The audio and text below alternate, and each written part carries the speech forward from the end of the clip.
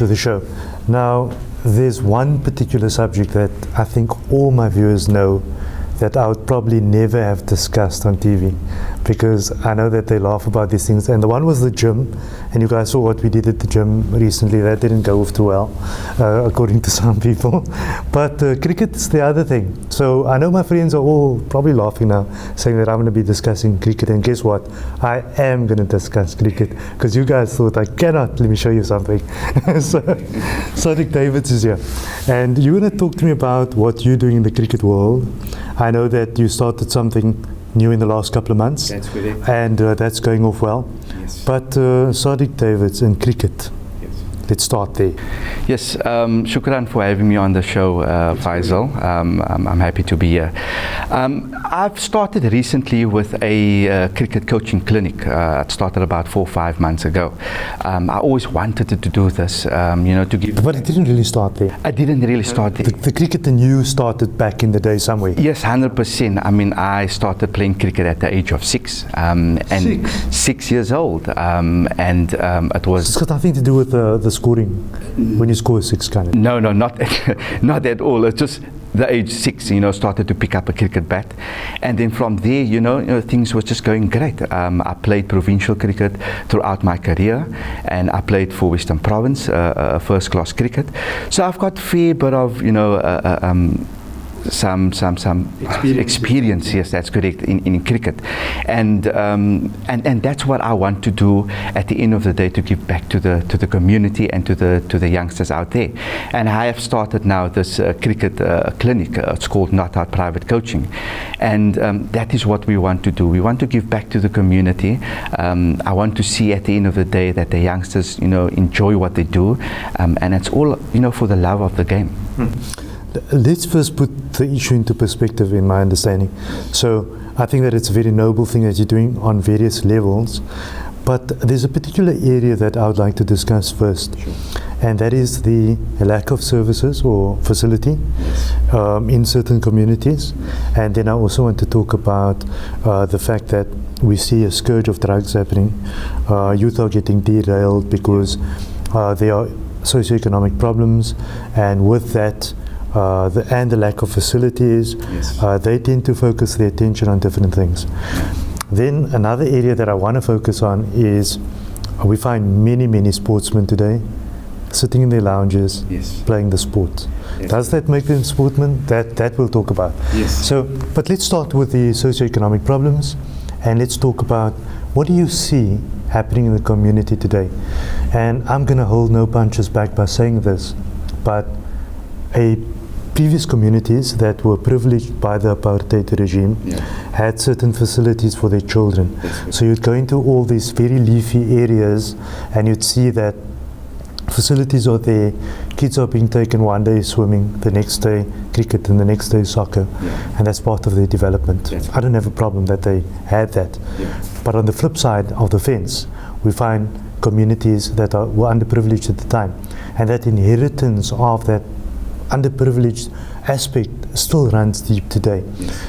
Those communities still live in those same areas, and those areas don't have facilities, and they don't have coaches.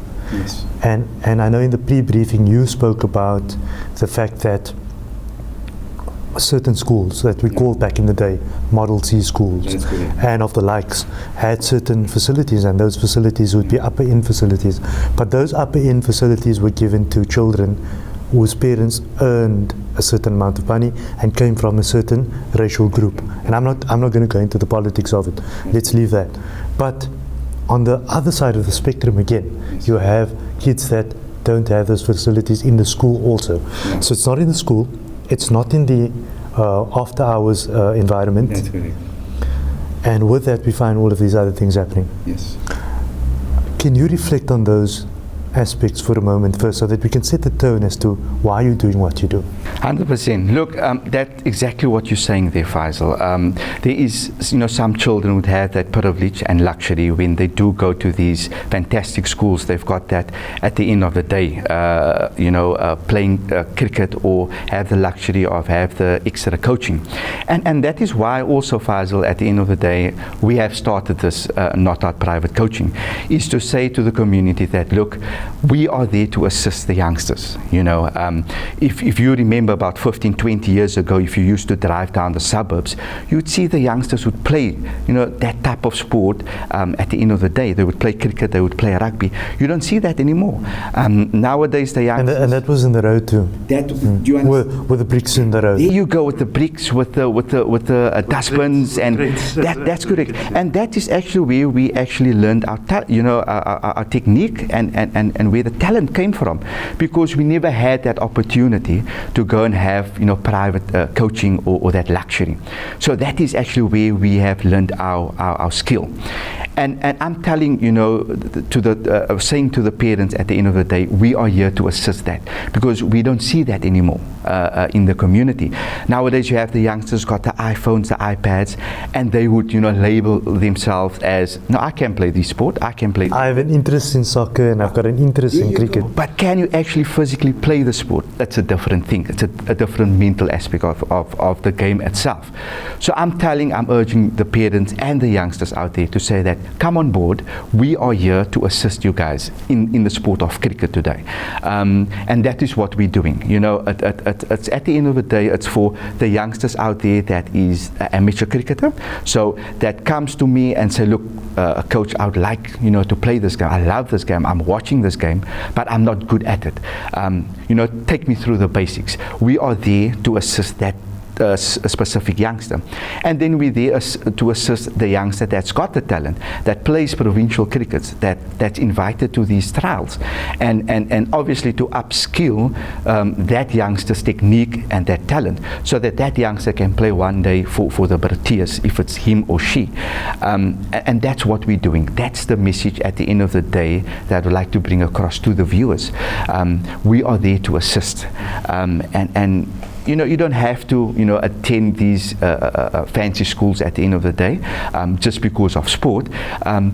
We found that, in the market out there, that there is a gap, and that is the gap. So we want to assist the youngsters at the end of the day to come and experience, physically playing the game, and not saying that you're a cricketer, you're playing Xbox. Correct. Yeah. So I think that it runs a bit deep at some points, from the point of view that if you look at the development of young people, and we look at the development of young men and women today, and how we have started withdrawing, we've become more social, but we are withdrawing socially. Yes. Just think about this. We've become more social, but we're withdrawing socially. Yes. So in effect, we are social in terms of keyboard warriors, and typing and talking about every last thing and telling the world what we do on mobile devices and that sort of thing. Yes. But when it comes to real social interaction and the development around that, we actually withdrawn. Yes. We have retreated in that way. Then with that, in my understanding and my assumption, is that youth today are retreating physically. So do we not see that will have an impact on their development as human beings from a physical perspective? 100%, yes, you're right. And that is why we have also started this campaign, is to tell the youngster that, look, it's all good and well to play Xbox and play or to get involved socially on the media side, doing the iPad thing. But it's very important to understand, if you want to participate in a sport, for example, cricket, which is a team sport, you have to physically come and join a specific club or not at private coaching, and that obviously helps you with the mental aspects of your development. It can help you with your school development as well. I just got a couple of weeks ago a parent actually posted on my page to say that she is overwhelmed to see the difference in her son, and the son was just there for about 5-6 lessons, and she saw the difference because of, the son used to be an introvert. The son used to not talk a lot, not engage into social development in sport. And she saw a difference, because that is what we do at Not Out Private Coaching as well. We make sure that we cover all aspects of the game, and also help with life coaching.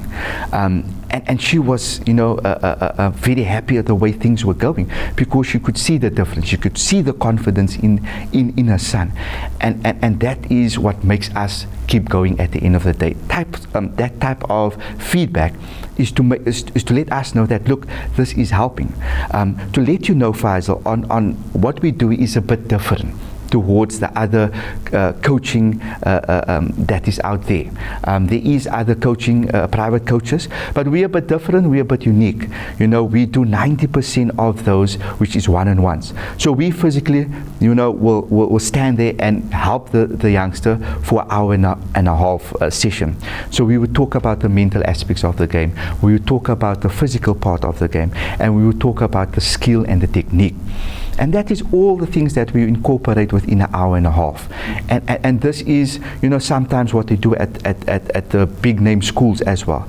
But what I'm saying is, we are here now in the community to do that. Again, I'm referring back to saying it's for the amateur youngster that starts picking up the cricket bat, or it's for the youngster that plays provincial cricket as well. It's just, you need to know how to balance it. You as a coach, you need to make sure you on their level, so that they understand, and at the end of the day, after that hour and a half, they actually enjoyed it, which is the most important thing. I want to slightly unpack this aspect about being a coach itself. Do you not find that being the coach, I'm not sure, but do you not find that they come to you for cricket lessons itself and to be able to deal with cricket aspects, but do you not find that youth today might reflect and deflect other things into the coach, in terms of, for example, other social issues that they might be experiencing, that they now become more comfortable talking to you about, and you end up coaching them on other areas of their life too? That's correct. Does this happen? It happens. Again, we are now just running about 4 to 5 months with this cricket coaching, and yes, Faizal, we have came across where youngsters would come to me and say, look, the reason maybe why I wasn't here the previous week is because there was no transport, or they come from the flats and they were shooting outside, and these are the things and areas that we are dealing with on a daily basis, and we are trying to tell the youngster that, look, with all these things happening around this youngster, we need to make sure that we are motivating this youngster at the end of the day and say, look, this can actually become a career. Did you actually thought about that?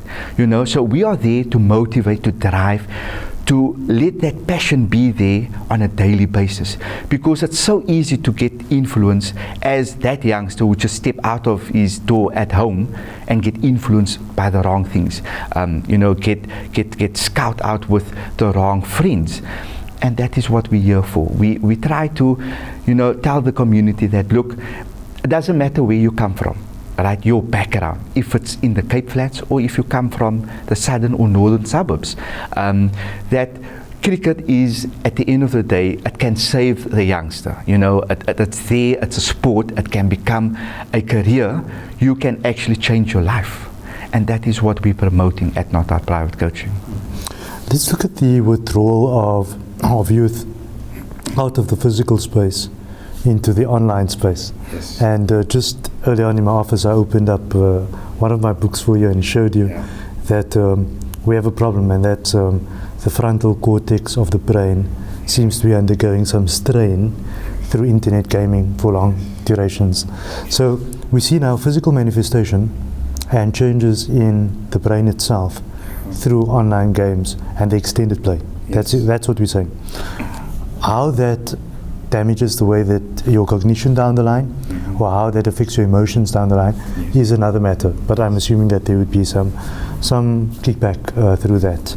Yes. But reflecting on that and looking at this entire shift in dynamics now that we have with youth, moving away from the real field Yes. moving on to the online field, Yes. and playing their games there, and sort of dealing with everyone else around the world through the headphones and that sort of thing. What's your thoughts about that? What's the balance with this? Because we said it earlier on in the show. We have become sportsmen, but in the virtual world. Yes. Online sportsmen. It's not going to help you much physically. Yes, no, 100%. It's not going to help you much mentally either. Yeah. It might help you with you having the top score, online, and which is a very big thing. You're playing against the rest of the world, and you might be the champion there. But you're 100% correct, Faisal. It's a one-way thinking, and we are trying to let the youngster, to understand how it works. Sometimes you would sit, even if you, it can happen to anyone, because we are so, used to this type of thing, this lifestyle, where you'd come from work or even at work. You would sit and you would probably sit for half of the day just on your phone. And sometimes you'd think, but, my fingers is not working anymore. You can't even hold a glass of water. And that is because you're sitting on the phone whole day. And 20 years back, that was never the case. You saw the youngsters running up and down, their physique was different. Now you see the youngsters who got that, that belly or that type of thing, is because you're in-house, you are associated with, these online things. I'm not saying it's a bad thing. Look, it's good. Do you think there's a balance with this? That's the key word there, Faisal. You have to have a balance. But we don't have the balance. We don't have the balance. All the guys that's surrounding me, and I know they're probably watching the show and saying that we thought about this over the weekend, and that comes out again. Yes. But the point is that I'm of the firm belief that there is no balance. There is no balance. Because if we can spend 3 to 4 hours a day doing that, I think that we have a problem. Yes. We fly to whichever countries we fly to, and even when I fly locally, I'm still concerned, because we say that we're going to sit on the aircraft for 2 hours, and recently I was abroad and we sat for 8 and 10 hours at a time on flights, and you're concerned and you have this whole technique, I need to get up and I need to walk around and do all kinds of things. But when I look at it, some of my friends sit on these things from 9 o'clock in the morning on a Saturday morning till 9 o'clock at night. Must be honest with you, you're almost in New York. And so the point is that, but there's no problem with that. Yes, exactly. You have these guys that if you look at them, and you can even see it on social media, that there's a couple of guys, they're always online, and it's not a healthy thing. I'm sure I saw you had a program with Professor Tim Noakes. Yes. And it's got to do with the physical part and the mental part at the end of the day. And yes, I would say, Faisal, you would have to have a balance. And that is, I would love, the children, especially this goes out to the children and to the parents, that get involved into sport, which is a fantastic thing. It can assist you with mental side of the part of your brain, and it can assist you with the physical part. And that is what we're promoting. We want the youngster out there. We want the youngster to understand that you have to have a balance. It's key. We talk about at Not Our Private Coaching, and our slogan is consistency is key. And that is the important part. You have to find the balance, and you have to practice, because perfect practice makes perfect. You can't just practice and after an hour and a half you would think, okay, what I'm going to chat about, with my social friend online. You have to be, 100% committed to that. And I would say the key there, Faisal, is you have to have a balance. It's good to be online and to chat with friends and to say that, I'm checking in here and there. I don't see a problem with that. But if you would have that balance, doing about 2-3 hours of the day, do some activity, that's good, because that is what we want at the end of the day for that youngster. I think there's another component that's missing here, and I think that and that's the parents. I think the parents need to take the cue, and the cue is to get your son and daughter up and say, here's the balance, and this is what you're going to do. You're going to be able to spend so much time on your computer playing games and so much time on social media, but you are now enrolled with your organization to spend some time there to do some physical movements, because definitely we're picking up an increase in weight. Yes. Right? People are becoming lethargic. I'm concerned about one thing, and that is This new generation is going through a very sedentary life, Yes. where they're sitting and doing absolutely nothing. So what will their physical condition not be down the line when they become 50 and 60? There you go. I think that they'll be busy creating a very strange body, somebody that we might not know right now Yes. who that's going to be. But it definitely doesn't sound good to me.